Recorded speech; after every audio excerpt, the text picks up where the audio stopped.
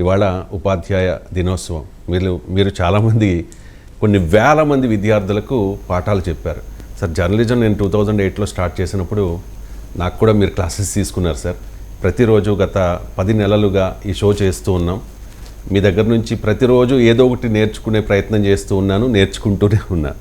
So మీరు చెప్పిన పాఠాలు అనేవి నాకు చాలా ఉపయోగపడుతూ ఉన్నాయి. ఒక విద్యార్థిలాగా మిమ్మల్ని గౌరవిస్తూ ఉంటాను సార్. నేను ఒక గురువులా మిమ్మల్ని ట్రీట్ చేస్తూ ఉంటాను. సో ఈ సందర్భంగా మీకు ఉపాధ్యాయ దినోత్సవ శుభాకాంక్షలు సార్.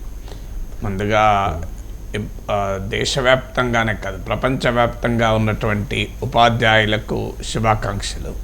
ఎందుకంటే మన దేశంలో ఉపాధ్యాయ దినోత్సవంగా జరుపుకుంటాం ఈరోజు. సో ఉపాధ్యాయుని నాకు మీరు అన్నట్లు జీవితం పూర్వమైన అవకాశాలు ఇచ్చింది. నేను వాస్తవంగా ఉపాధ్యాయుని కొడుకును సార్. పెరిగింది కూడా ఉపాధ్యాయుల కాలనీలో పెరిగాను. అందువల్ల జీవితంలో అనేక రకాల విద్యార్థులకు పాఠాలు చెప్పే అవకాశం కూడా వచ్చింది. జర్నలిజం డిపార్ట్మెంట్లో జర్నలిజం విద్యార్థులకు దాదాపు రాష్ట్రంలో ఉన్న ప్రతి మీడియా సంస్థ, you name any media organization, నేను వారి జర్నలిస్టులకు క్లాసులు చెప్తూ వచ్చాను. ఈనాడు జర్నలిజం స్కూల్లోనైతే దాదాపు 15 ఏళ్ల పాటు బ్యాచ్లకు నేనే రిపోర్టింగ్ చెప్పాను. అలాగే నేషనల్ అకాడమీ ఆఫ్ అడ్మినిస్ట్రేషన్ ముస్సోరీలో ఐఏఎస్ ప్రొబేషనర్లకు క్లాసులు చెప్పాను. సో ఇప్పటికీ దేశంలో అనేక ప్రాంతాల్లో ఐఏఎస్ అధికారులు ఉన్నారు. అలాగే నేషనల్ పోలీస్ అకాడమీ హైదరాబాద్లో ఉన్న నేషనల్ పోలీస్ అకాడమీలో ఐపీఎస్ ప్రొబేషనర్ల నుంచి ఐజీ ర్యాంక్ ఆఫీసర్స్ వరకు నేను దాదాపు ఒక 15 ఏళ్ల పాటు విజిటింగ్ ప్రొఫెసర్గా వెళ్ళేవాడిని. అలాగే మన Marri Chennareddy institute of human resource డెవలప్మెంట్లో వివిధ సెంట్రల్ సర్వీసెస్, ఉదాహరణకు ఇండియన్ ఎకనామిక్ సర్వీసెస్, ఇలా వివిధ సర్వీసెస్ వాళ్ళకు పాఠాలు చెప్పాను. 2 తెలుగు రాష్ట్రాల్లో ప్రతి జిల్లాకు వెళ్ళి గ్రామీణ విలేకరులకు కూడా క్లాసులు చెప్పాను. సో గ్రామీణ స్థాయిలో ఉన్న విలేకరులకు, తర్వాత university of Hyderabad, Jawaharlal Nehru technological university, Osmania university, ఇలా వివిధ యూనివర్సిటీల్లో మన national institute of technology Warangal, ఇక్కడ టీచర్లకు కూడా క్లాసులు ఉంటాయి. అంటే ప్రొఫెసర్లకు, అసిస్టెంట్ ప్రొఫెసర్లకు, అసోసియేట్ ప్రొఫెసర్లకు. సో వాళ్ళకు కూడా క్లాసులు చెప్పాను. అంటే ఇంత అవకాశం బహుశా అరుదుగా లభిస్తుంది అనుకుంటాను. ఇంత వైవిధ్యభరితమైనటువంటి అవకాశం ఉంది.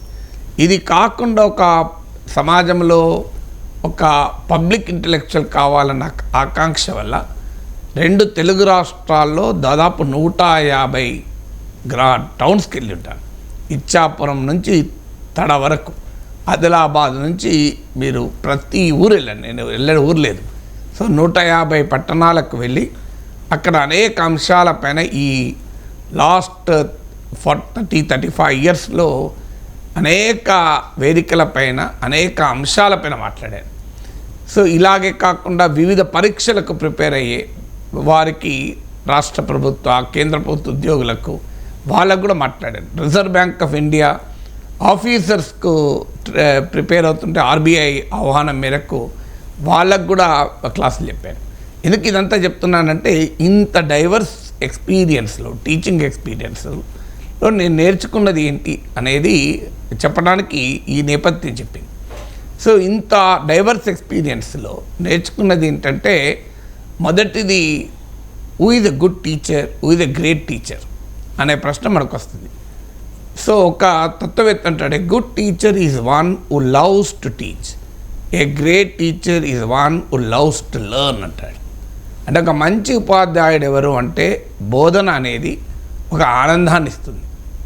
కానీ గొప్ప ఉపాధ్యాయుడు ఎవరంటే నిరంతరం నేర్చుకుంటాడు, నేర్చుకోవడంలో ఆనందం పడతాడు. సో జ్ఞానాన్ని, విజ్ఞానాన్ని నేర్చుకునే ప్రక్రియ బహుశా అన్నిటికన్నా రుచికరమైంది కావచ్చు. చాలామందికి అనుభవంలో తెలియచ్చు, తెలియకపోవచ్చు. కానీ నేను అనుభవంలో చెప్తున్నాను, నేర్చుకోవడంలో ఆనందాన్ని కనుక ఆస్వాదించడం మొదలు పెడితే జీవితంలో మీకు ఏది అంత సుఖవంతంగా, అంత ఆనందవంతంగా ఉండే అవకాశమే లేదు. మీరు లెర్నింగ్లో కనుక హ్యాపీనెస్ పొందగలిగితే, మీరు ప్రయత్నించండి. కావాలంటే నేను అనుభవంతో చెప్తున్నాను. నేను ఈనాటికి కూడా రోజుకు ఉదయాన్నే 6-15 నిమిషాలకు లేస్తే ఒక 40 నిమిషాలు యోగా, సూర్య నమస్కారాలు చేసుకున్నాక 7 గంటల నుంచి నా దినచర్య మొదలవుతుంది. రాత్రి 11-12 మధ్యలో అవుతుంది. సో ఇప్పటి వరకు అన్ని ఆన్లైన్లో, ఆఫ్లైన్, ఇంటికి 12 న్యూస్ పేపర్స్ వస్తాయి. దాదాపు ప్రపంచవ్యాప్తంగా ఉన్న 20 వార్తాపత్రికలకు, మ్యాగజిన్లకు, 20-25 పత్రికలకు సబ్స్క్రైబ్ చేసి ఉంటారు. పుస్తకాలు, వెబ్సైట్లు, ఇలా నిరంతరం నేర్చుకోవడంలో ఆనందం. సో ఆ కొత్త విషయం ఏమైనా వచ్చిందంటే ఆనందం వ్యక్తమవుతుంటుంది. సో అందువల్ల జ్ఞానాన్ని సముపార్జించడంలో ఉన్న ఆనందం ఎక్కడ ఉండదు. ఉపాధ్యాయునికి ఉండే ఒక అద్భుత అవకాశం. మీరు ఏ ప్రొఫెషన్లో, ఏ వృత్తిలో ఉన్నా నేర్చుకునే అవకాశం ప్రతి వృత్తిలో ఉంటుంది. అందులో ఉపాధ్యాయునికోమో అది అనివార్యంగా నేర్చుకోవాలి. నిరంతరం అప్డేట్ అవుతూనే ఉండాలి, నిరంతరం నేర్చుకుంటూనే ఉండాలి. సో అందులో నేను జర్నలిజం అధ్యాపకుడిగా ఉండడం వల్ల ఇంకా అనివార్యమైంది. అనివార్యమా కాదా అనేది కూడా కాదు, మనము నిరంతరం అందులో ఆనందాన్ని పొందాలి. So the first quality is love to learn. ఒక మంచి ఉపాధ్యాయుడు ఎవరు అంటే నిరంతర విద్యార్థి. సో ఆ విద్యార్థి ఎవరి నుంచైనా నేర్చుకోవాలి, చివరకు విద్యార్థుల నుంచి కూడా నేర్చుకోవాలి. నేను ఆ విద్యార్థుల నుంచి బహుశా ఎక్కువ నేర్చుకున్నాను అనుకుంటాను. సో తోటి ఉపాధ్యాయుల కన్నా, పుస్తకాల కన్నా కూడా మన విద్యార్థుల నుంచి ఎక్కువ నేర్చుకుంటాం.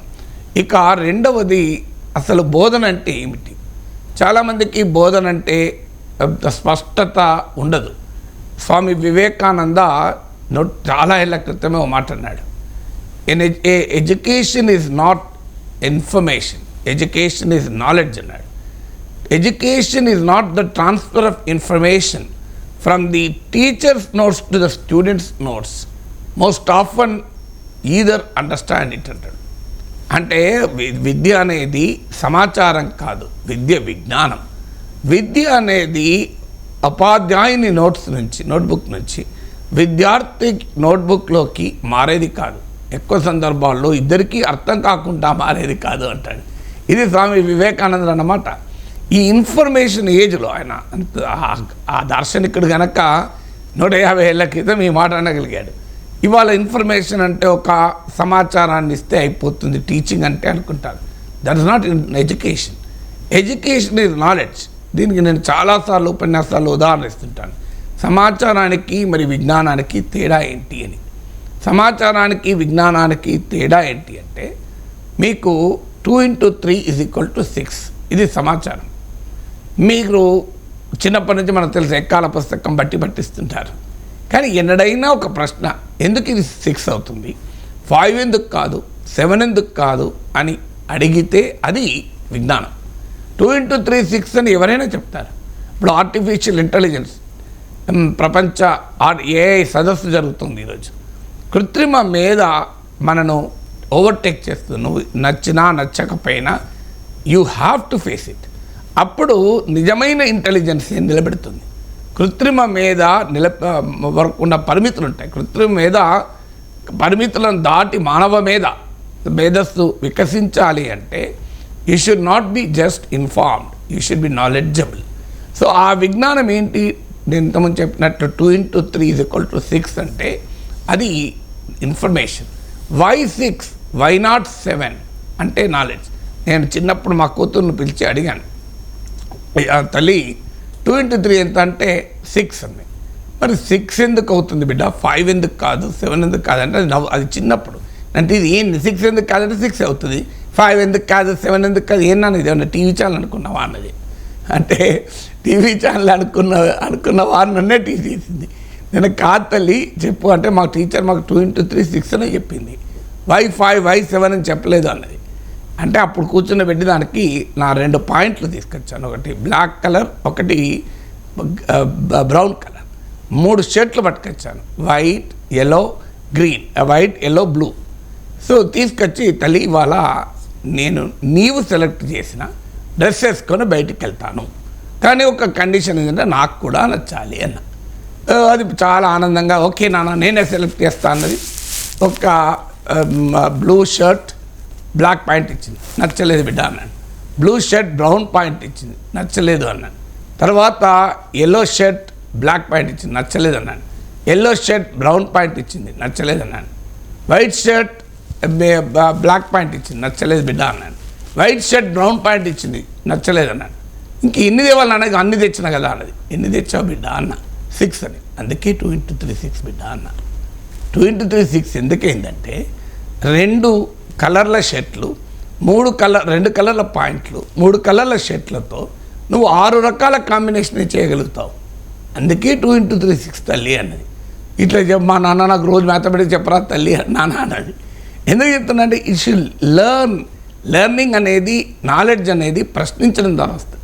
సో డో నాట్ ఇన్ఫర్మేషన్ కాదు టీచింగ్ అనేది నాలెడ్జ్. మూడవది అబ్దుల్ కలాం అంటాడు, ఏ true teacher is not just who radiates knowledge but radiates the purity of life అంటాడు. నిజమైన ఉపాధ్యాయుడు ఎవరంటే విజ్ఞానాన్ని ప్రసరించేవాడే కాదు, తన వ్యక్తిత్వాన్ని కూడా ప్రసరించాలి. అంటే ఒక ఉపాధ్యాయుడు గనక తన నిత్య జీవితంలో కూడా, తన వ్యక్తిగత జీవితంలో కూడా ఒక ఆదర్శవంతమైన ఉపాధ్యాయుడిగా ఉన్నాడు అనుకోండి, విద్యార్థులు స్ఫూర్తి పొందుతారు. అందుకే ఈ should radiate the purity of life.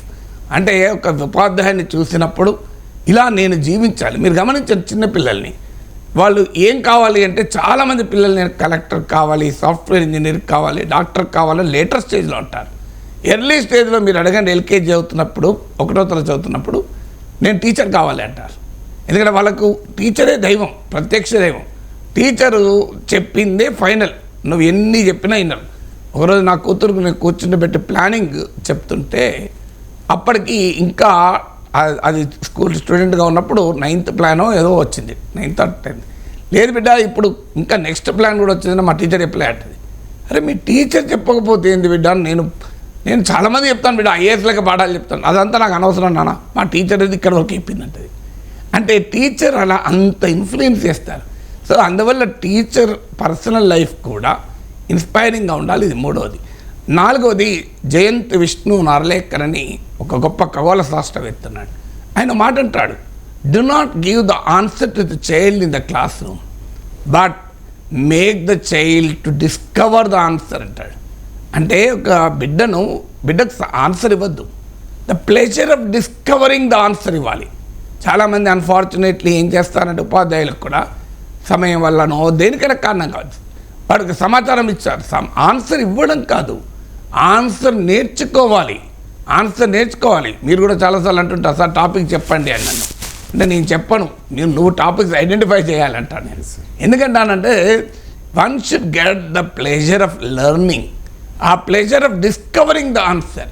అంటే ఒక జయంత్ నార్లేకర్ తరగతి గదిలో సమాధానము విద్యార్థులకు ఇవ్వకండి, ఆ సమాధానాన్ని విద్యార్థులకు కనుగొనేలా చేయండి, ఆ విద్యార్థులు కనుగొనడంలో ఆనందాన్ని పొందేలా చేయండి అంటాడు. సో అందువల్ల ఒక మంచి ఉపాధ్యాయుడు ఎవరు అంటే తన బిడ్డలకు ఆన్సర్లు చెప్పడు. ఇప్పుడు మనకు ఆన్సర్లు చెప్పడే కాదు, నోట్స్లు డిక్టేట్ చేసే టీచర్లు కూడా ఉన్నారు. కాదు, ఆన్సర్లు చెప్పడం కాదు, ఆన్సర్ వారిని నేర్చుకునేలా చేయాలి. 5వది ఒక టీచర్కు ఎలాంటి ప్రెజుడిస్ ఉండకూడదు, ఎలాంటి ప్రీ కన్సీవ్డ్ నోషన్ అంటారు. అంటే చాలామందికి ఈ ధోరణి ఉంటుంది, ఈ వీడు పనికి రాడు, వీడు పనికి వస్తాడని. జీవితంలో తెలివితేటలు లేని బిడ్డ అనేది భూమిపైన ఎవరు ఉండరు. అసలు ఆ మాటకత్తి ఏ జీవరాశి ఉండదు. మీకు పేడ పురుగుకు కూడా ఆ పేడను డీకంపోజ్ చేసే తెలివి ఉంటుంది, మనకు రాదది. కానీ ఆ పేడలో ఉండే పురుగు ఆ పేడను డీకంపోజ్ చేస్తుంది. ఆ డీకంపోజే చెయ్యకపోతే నువ్వు భరించలేవు ఆ స్మెల్ను. మరి ఎలా చేయగలిగింది పేడ పురుగు? ఒక సాలెపురుగు అద్భుతంగా గూడు కట్టుకోగలుగుతుంది, ఒక కాకి, ఒక పక్షి బ్రహ్మాండంగా గూడు కట్టుకోగలుగుతుంది. మీరు కావాలంటే శ్రీశైలంలో ఒక మ్యూజియం ఉంది, నేచర్ మ్యూజియం. ఆ మ్యూజియంలో వెళ్ళండి, ఇలాంటి అనేక మనకు కనబడతాయి. సాలెపురుగు అద్భుతమైన సివిల్ ఇంజనీరింగ్. మీరు కావాలంటే ఒక సివిల్ ఇంజనీరింగ్ చదివే వాళ్ళకి చూపెట్టాలి సాలెపురుగు ఏ రకంగా ఇల్లు కట్టుకుంటుంది అని. మరి తెలివి కదా. అందువల్ల ఈ చరాచర జగత్తులో ఏ జీవరాశి, తెలివి తక్కువ జీవరాశి ఉండే అవకాశమే లేదు. అందులో మానవుడు ఉంటాడా? సమస్య ఏంటంటే ఉపాధ్యాయులు అర్థం చేసుకోవాల్సింది, నా బిడ్డకు నేను కోరుకున్న తెలివి ఉండాలంటే ఏం లేదు. ఇప్పుడు ఉదాహరణకు ఒకరు ఇంగ్లీష్ టీచర్ వస్తాడు, నన్ను ఒకరోజు మా హెడ్ మాస్టర్ పిలిచాడు. అరే ఏంట్రా, నీ గురించి చర్చ జరుగుతోంది మా స్టాఫ్ రూమ్లో, నీవు ఎలాంటి స్టూడెంట్ అంటే మీ మ్యాథమెటిక్స్ టీచరు, మీ ఇంగ్లీష్ టీచరు, మీ తెలుగు టీచరు, మీ కెమిస్ట్రీ టీచరు నిన్ను చాలా బెస్ట్ ఇంటెలిజెంట్ స్టూడెంట్ అంటున్నారు. నీ హిందీ టీచరు, నీ బయాలజీ టీచరు బెస్ట్ స్టూడెంట్ అంటున్నారు. ఏది నిజం రా అన్నాడు. అంటే నేను ఇద్దరూ నిజమే సార్ అన్నాడు. ఎందుకు అంటే వారి సబ్జెక్ట్లో నేను బాగుంటే నేను మంచి స్టూడెంట్ అంటున్నారు. కానీ ఎప్పుడు అలా ఉండకూడదు. ఎందుకంటే మీకు Srinivas Ramanujan the man who knows the infinity అనే ఆయన ఆటోబయోగ్రఫీ వచ్చింది, చదవండి. అత్యంత స్ఫూర్తిదాయకమైన పుస్తకం. అది ఈవెన్ ఫిలిం రూపంలో కూడా వచ్చింది. So the man who knew the infinity, గణిత శాస్త్రంలో ప్రపంచ ప్రఖ్యాత గణిత శాస్త్రవేత్త ఆయన. FA అంటారు, ఫస్ట్ కోర్స్ ఇన్ ఆర్ట్స్, అంటే ఇప్పుడు మనకు ఇంటర్మీడియట్ ఈక్వల్. అందులో ఫెయిల్ అయ్యాడు. ఎందులో ఫెయిల్ అయ్యాడు? మ్యాథమెటిక్స్లో కాదు, ఆయన బయాలజీలో ఫెయిల్ అయ్యాడు. ఆయన ఒకరోజు డైజెషన్ పైన ఎస్సే రాయమంటే I'm unable to digest this indigestible stuff on digestion అని రాశాడు. I'm unable to digest this indigestible stuff on digestion అని. సో అది చూసి ఆ ఆన్సర్ షీట్ మీద పేరు లేకపోయినా ఆ అజీర్ణంతో బాధపడుతున్న విద్యార్థి రామానుజనే అని వాళ్ళ బయాలజీ టీచర్ గుర్తుపట్టాడు. సో కానీ బయాలజీలో ఫెయిల్ అయ్యాడు, గణిత శాస్త్రంలో రాయల్ సొసైటీ మెంబర్ అయ్యాడు. ఆయన చనిపోయిన దశాబ్దాల వరకు కూడా ఆయన మ్యాథమెటికల్ ఈక్వేషన్స్ను వ్యాలిడేట్ చేస్తానికి ప్రపంచవ్యాప్తంగా గణిత శాస్త్రవేత్తలు తలలు పట్టుకొని పరిశోధనలు చేయాల్సి వచ్చింది. అంటే ఆయన ప్రపోజ్ చేసిన ఈక్వేషన్స్లో అర్థం చేసుకోవడానికి. మరి అంత గొప్ప గణిత శాస్త్రవేత్త బయాలజీలో ఫెయిల్ అయ్యాడే. మనకు చాలామంది ఉపాధ్యాయులకు తప్పుడు నోషన్ ఉంటుంది. ప్రతి మనిషిలోనూ ఒక అద్భుతమైన నైపుణ్యం ఉంటుంది. మంచి ఉపాధ్యాయుడు ఎవరంటే ఆ నైపుణ్యాన్ని, ఆ తెలివితేటల్ని ఆవిష్కరించగలగాలి. చాలా సందర్భాల్లో మనం అనగదొక్కుతాం. We suppress that talent, we suppress that hidden talent. But a good teacher is one who unravels that talent. ఆ తెలివితేటల్ని, ఆ నైపుణ్యాన్ని ఆవిష్కరించగలగాలి. నాకు ఇప్పటికి గుర్తు, నేను చిన్నప్పుడు బాగా అల్లరి చేసేవాడిని. మామూలుగా అల్లరి చేసేవాడిని కాదు. మా అమ్మ నా అల్లరి భరించేది కాదు. వేసవిలో మా నాన్న మా అమ్మకు ఆర్గ్యుమెంట్ జరిగింది. వీడు నన్ను చాలా కొడుతున్నాడు, అసలు వీడి వర్క్ వెళ్ళి మా నాన్న అప్పుడు ఈ బీడీ లీవ్స్ కాంట్రాక్టర్ల దగ్గర సమ్మర్ వెకేషన్లో అదనపు ఆదాయం కోసం ఎండాకాలం వేసవి సెలవులో కూడా పనిచేసేవాడు. నువ్వు వీని నీతో పట్టుకపోతే నేను భరించలేకపోతున్నానని అంటే మా నాన్న అన్నాడు, అమ్మా మా అమ్మతో అన్నాడు, నీవు వానిలో అల్లరిని మాత్రమే చూశావు, కానీ వానిలో తెలివి కూడా ఉంది. అంటే వాని తెలివేందో అని మా అమ్మ తిట్టింది. వీడి తెలివి నా సాగుకు వచ్చింది అన్నది మా అమ్మ నవ్వు స్వచ్ఛమైన గ్రామీణ భాషలో. అంటే మా నాన్న అన్నాడు, ఇప్పుడు నీకే చూపెడతాను అని. అప్పటికి నేను 3వ తరగతి 4వ తరగతి ఇంకా హిందీ మొదలు కాలే. మా నాన్న నాకు ఒక అసైన్మెంట్ ఇచ్చాడు. అరే నేను మళ్ళీ ఒక 20 రోజుల్లో వస్తాను, 20 రోజుల్లో 15 నుంచి 20 రోజుల్లో హిందీ మొత్తం రావాలి, గుణింతాలతో సహా రావాలి. అంటే ఈ అని కరెక్టే కాదు, అన్నీ రావాలి, రావాలి, చదవగలగాలి అని ఒక అసైన్మెంట్ ఇచ్చాడు. అంటే అని ఈ నెల రోజులు కనుక నీవు ఈ 15-20 డేస్లో నేర్చుకుని నీకు 5 రూపాయలు ఇస్తాను రా అని బహుమానం కూడా ఇస్తాడు, గిఫ్ట్ ఇస్తాను రా అన్నాడు. సో నేను 20 డేస్లో మా నాన్న వస్తాడు అని చెప్పితే 12వ రోజుకు పూర్తి చేసి మా నాన్న కొరకు ఎదురు చూశాను. ఇంకా నాన్న రాలేదు ఏంటమ్మా అని. ఏంటంటే అన్నీ వచ్చాయి నాకు కుంతాలి. రోజుకు 8 గంటలు కూర్చున్నాను. సో అల్లరి మొత్తం ఆగిపోయింది. ఇక మా అమ్మకు అసలు ఆనందం అంతే లేదు. సో ఇక అల్లరి అనేది లేనే లేదు. సో అందువల్ల అంటే మా నాన్న ఒక ఉపాధ్యాయుడు కనుక నాలో అల్లరిని చూడలేదు, నాలో తెలివిని చూశాడు. సో ఆ తెలివిని ఆవిష్కరించాడు. ఇవాళ నేను ఈరోజు ఈ పొజిషన్లో ఉన్నాను. సో అంటే మనిషి ఒక గుడ్ టీచర్ ఎవరు అంటే విద్యార్థుల్లో ఉన్న నైపుణ్యాన్ని, తెలివితేటల్ని ఆవిష్కరించాలి. నీ ప్రీకన్సీవ్ నోషన్స్తో, ప్రెజుడిసెస్తో వీడు పనికిరాడు వాడు పనికిరాడు అనుకోవద్దు. 7వది మన ఒపీనియన్స్తో సంబంధం లేదు. నాకు ఇప్పటికి గుర్తు, ఇప్పుడు తెలంగాణలోనే ఒక సీనియర్ పోలీస్ ఆఫీసర్ నా విద్యార్థి, ఆయన జర్నలిజంలో నా స్టూడెంట్. నేను ఒక అంశం ఇచ్చి ఎడిటోరియల్ రాయమన్నాను సంపాదకి. ఆ అంశం పైన నా అభిప్రాయము, నేనేమి తరగతి గదిలో చెప్పే ఒపీనియన్ వేరేది ఉంటుంది, టీవీలో చెప్పే ఒపీనియన్ వేరేది ఉంటుంది. తరగతి గదిలో బోత్ సైడ్ చెప్తాను, టీవీలో నా అభిప్రాయం చెప్తాను ఒక అంశం పైన. నా అంశం పైన నేను అప్పటికే టీవీ డిబేట్లో మాట్లాడి ఉన్నాను కనుక ఆ విద్యార్థికి నా అభిప్రాయం తెలుసు. కానీ ఆ అంశం పైన నా అభిప్రాయంతో ఆయన పూర్తిగా విభేదిస్తాడు. సో ఈ has a completely different opinion. ఆయన ఎడిటోరియల్ రాసి తీసుకొచ్చాడు. ఆయన ఎంత పట్టుదల ఉన్నాడంటే, సార్ మార్కులు వేయకపోయినా మంచిది, నా ఒపీనియన్ రాస్తా, సార్ ఒపీనియన్ ఎందుకు రాస్తా అన్నాడు. నేను ఆయనకు హయ్యెస్ట్ మార్క్స్ ఇచ్చాను. ఆ స్క్రిప్ట్ పట్టుకొచ్చి ఆనందంతో అన్నాడు, సార్ మీరు ఇలా వేస్తారని అనుకోలేదు సార్, మీ ఒపీనియన్కు పూర్తి విరుద్ధంగా రాశానంటే, చూడు మిత్రమా, నా ఒపీనియన్ను నేను పరీక్షించడం లేదు, నీ ఒపీనియన్ను నువ్వు ఎంత సమర్థవంతంగా వ్యక్తీకరిస్తావో పరీక్షిస్తున్నా. I'm not testing whether you align with my opinion, I'm testing whether you can express your opinion effectively. నీ అభిప్రాయాన్ని నీవు సమర్థవంతంగా వ్యక్తీకరించాలి. సొంత అభిప్రాయం ఉన్నవాడిని చూసి నేను గర్వపడతాను తప్ప నా అభిప్రాయాన్ని అనుకరించిన వాడిని చూసి నేను గర్వపడను అన్నాడు.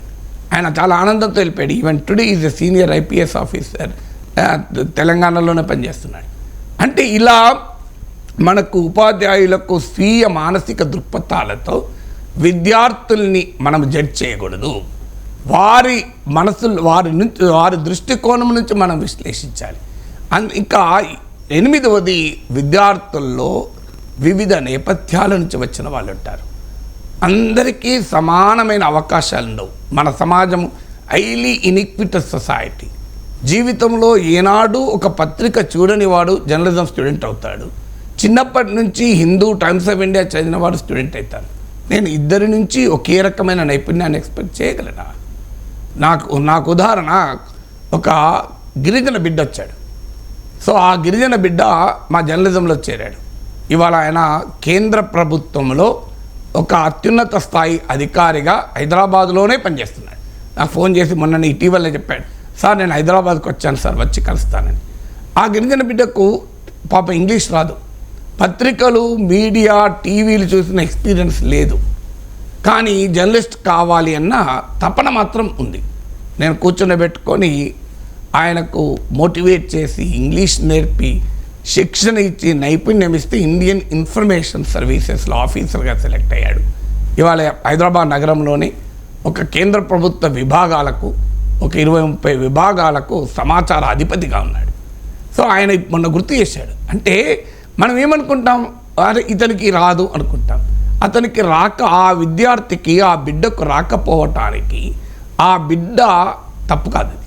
ఆ బిడ్డ వచ్చిన నేపథ్యం నుంచి కూడా నేర్చుకోవడం ఉంటుంది. Learning is a function of several factors. ఇప్పుడు నా కూతురు 10వ తరగతి పరీక్ష రాసేటప్పుడు నేను చూశాను, సెంటర్కి వెళ్ళాను. ఉదయాన్నే నానమ్మ, తాతయ్యలకు దండం పెడితే వాళ్ళు దీవించి, బిడ్డ మంచిగా ఎగ్జామ్ రాయని, అన్నయ్య దగ్గరికి తీసుకొని చెల్లి అని విష్ చేసి, అమ్మ రాత్రి 12 గంటలకు కూడా వేడివేడి కాఫీ కలిపించి, తండ్రి కారులో తీసుకెళ్ళి డ్రాప్ చేసి, గేట్ దగ్గర మిగతా వాళ్ళు వెయిట్ చేస్తుంటే, తల్లి ఇంకా టైం కాలేదు, నేను కూడా వెయిట్ చేస్తాను, తొందర లేదు అని కారులోనే కూర్చుని పెట్టుకొని డ్రైవర్ని గేట్ దగ్గర పెట్టి, గేట్ తెరిచిన తర్వాత నా కూతుర్ని నేనే తీసుకెళ్ళి గేట్ లోపలికి పంపించాను.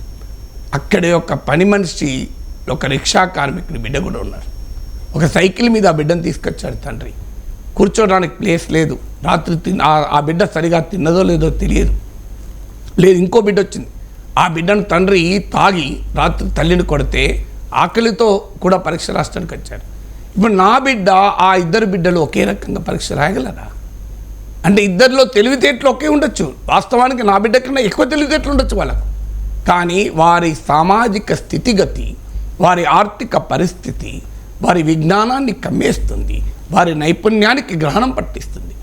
ఒక మంచి ఉపాధ్యాయుడు ఎవరంటే, ఒక విద్యార్థి ఉన్న సామాజిక ఆర్థిక స్థితిగతుల వారి నేపథ్యం నుంచి చూడగలగాలి, వాటిని ఛేదించి చదువు చెప్పాలి. ఎందుకంటే అమర్త్య సేన్ అంటాడు, education is something which overcomes the inequalities. పేదరికానికి అసమానతలు మూలమైతే అసమానతలను అధిగమించేదే చదువు అంటాడు.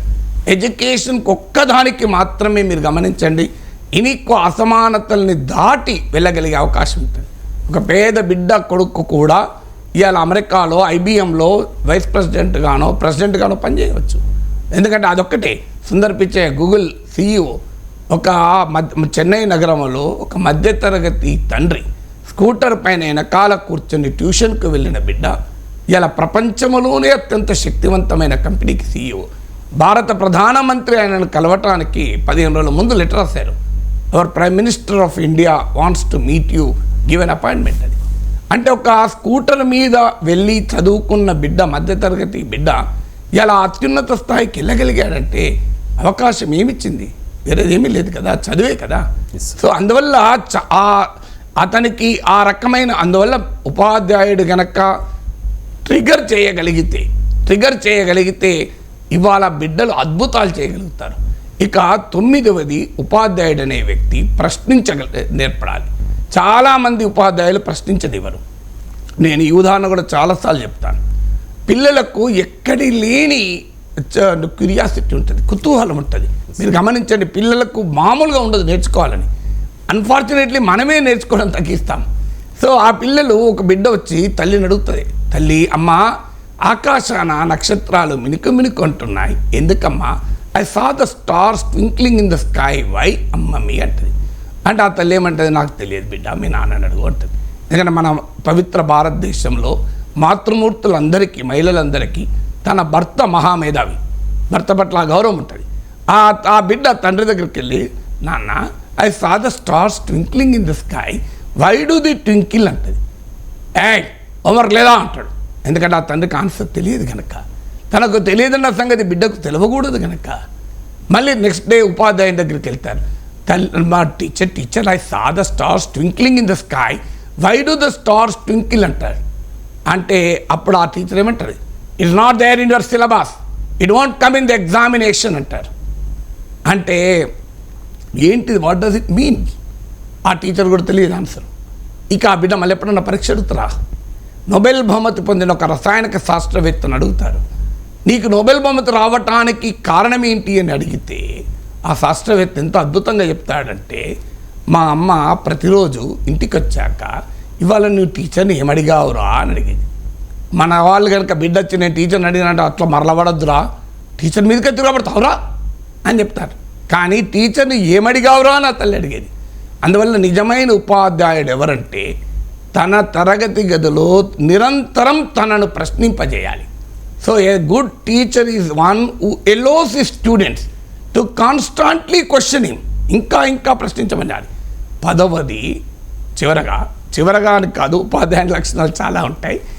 కానీ నేను 10వది, a teacher is one who links the classroom with the external world. తరగతి గదిని భావ్య ప్రపంచంతో అనుసంధానం చేయాలి. మీకు పాల్ స్వీజీ అనే ఒక లాటిన్ అమెరికన్ అడల్ట్ ఎడ్యుకేషన్ నిపుణుడు చదువు చెప్పాలప్పుడు ప్రాపంచిక దృక్పథాన్ని కల్పించాలి అంటాడు. అని ఒక గుడిసె, ఒక భవనం అని గనక నీవు చెప్పావనుకోండి బిడ్డకు, ఆ బిడ్డలో ఒక ప్రశ్న వస్తుంది, వాడు గుడిసెలో ఎందుకున్నాడు, వీడు భవనంలో ఎందుకున్నాడు అని. ఆ ప్రశ్న సమానత్వం వైపుగా ఆ బిడ్డను నడిపిస్తుంది అంటాడు. ఆ ప్రశ్న సమాన అవకాశాల వైపుగా ఆ చైతన్యాన్ని కలిగిస్తుంది అంటాడు. అంటే చదువు అనేది కేవలం వృత్తికి అవసరమైన నైపుణ్యాన్ని ఇచ్చేదే కాదు, ఒక సంపూర్ణ వ్యక్తిత్వ వికాసాన్ని ఇచ్చి ఒక బాధ్యత కలిగిన పౌరునిగా నిలబెట్టేది. అందువల్ల ఆ తరగతి గదిని భావ్య ప్రపంచంలో ఉన్న అసమానతలు, భావ్య ప్రపంచంలో ఉన్న కష్టాలు, బాధలు, ప్రజల శ్రమ, వీటి పట్ల గౌరవాన్ని కల్పించే విధంగా సమాజంలో, ఎందుకంటే టెక్నాలజీ అందరికీ ఒకటే. ఒక కాస్ట్లీ విలాసవంతమైన కారును చౌకగా తయారు చేయడము టెక్నాలజీ, అతి చౌకగా తాగునీటిని శుద్ధి చేయడం కూడా టెక్నాలజీ. సో లిక్కర్ అమ్మడము కూడా బిజినెస్ మేనేజ్మెంట్ తెలివే, సామాన్యుడికి అందుబాటులో ఉంచే అమ్మడం కూడా తెలివే. సో అందువల్ల నైపుణ్యము అనేది, టెక్నాలజీ అనేది, what does it indicate? Technology అనేది మనిషి జీవితాన్ని మార్చాలి, అక్కడే సామాజిక దృక్పథం వస్తుంది. అందువల్ల teacher is one who links class room with external world. Bhavya ప్రపంచంలో ఉన్న పరిణామాల్ని తరగతి గదిలోకి తీసుకురావాలి. ఓ చంద్రాయన్ జరిగింది అప్తే చంద్రుడేంటి, నక్షత్ర మండలం ఏంటి, అంగార గ్రహం ఏంటి అని క్లాస్ రూమ్లో చర్చించగలగాలి. ఓ సునీతా విలియమ్స్ ఇంటర్నేషనల్ స్పేస్ స్టేషన్లో నిలిచిపోయారంటే స్పేస్ ఏంటి, స్పేస్ సైన్స్ ఏంటి, స్పేస్ ఆమిక్స్ ఏంటి అని క్లాస్ రూమ్లో చర్చగలగాలి. బడ్జెట్ ప్రవేశపెట్టారని పేపర్లో ఉంటే అసలు ఎకానమీ ఏంటి, బడ్జెట్ ఏంటి అని తరగతి గదిలో చర్చించగలగాలి. సో ఈ నిరంతరం తరగతి గదిని, సమాజాన్ని అనుసంధానం చేసి బిడ్డలకు ఒక ప్రాపంచిక దృక్పథాన్ని ఇవ్వగలిగిన వాడే నిజమైన ఉపాధ్యాయుడు. అందువల్ల ఉపాధ్యాయుడు మనందరి జీవితంలో ఒక అద్భుతమైన పాత్ర పోషిస్తాడు. ఆ పాత్ర బహుశా సమాజంలో నేనేమి ఇతర వృత్తుల్ని తగ్గించడం లేదు, కానీ అందరినీ సృష్టించే వృత్తి ఉపాధ్యాయ వృత్తి. నువ్వు డాక్టర్ కావాలనుకోవచ్చు, కలెక్టర్ కావాలనుకోవచ్చు, యాక్టర్ కావాలనుకోవచ్చు, ఓ ముఖ్యమంత్రి కావాలనుకోవచ్చు, ప్రధానమంత్రి కావాలనుకోవచ్చు, ఓ శాస్త్రవేత్త కావాలనుకోవచ్చు, ఓ జర్నలిస్ట్ కావాలనుకోవచ్చు, కానీ వీళ్ళందరినీ సృష్టించగలిగేవాడు మాత్రం ఉపాధ్యాయుడే.